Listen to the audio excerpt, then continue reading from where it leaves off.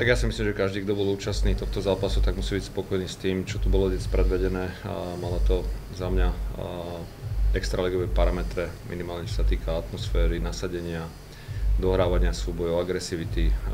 Bol to zápas obratov so šťastným koncom pre nás. Berieme 3 body zo Vsetina, čo je vždy cenné v tomto derby a ten zápas sa akoby prelieval, ale ja musím povedať, že náš tým ukázal úplne inú tvár ako v doterajšom priebehu sezóny. Ten začiatok tam nevyšiel, ale dnes to bol ten tým, ktorý odohral to, na čo má.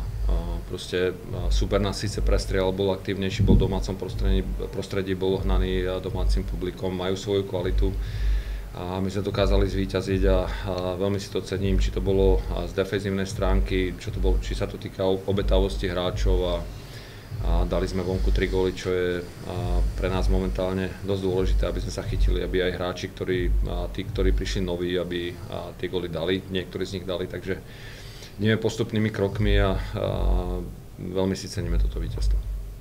Děkuji, poprosím domácího trenéra, pana Daniela Babku. Tak ja súhlasím s Jankom, samozrejme my sme do toho zápasu, dá sa povedať, že dali všetko, čo sme chceli dať.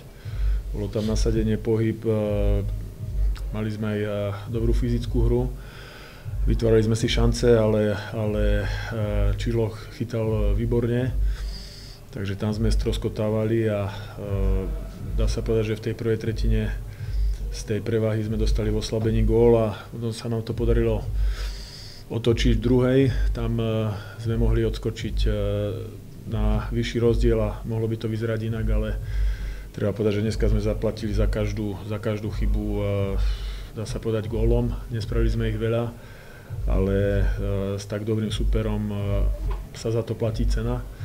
Čiže samozrejme nás to mrzí, ale chalanov musím naozaj pochváliť za naozaj výborný prístup.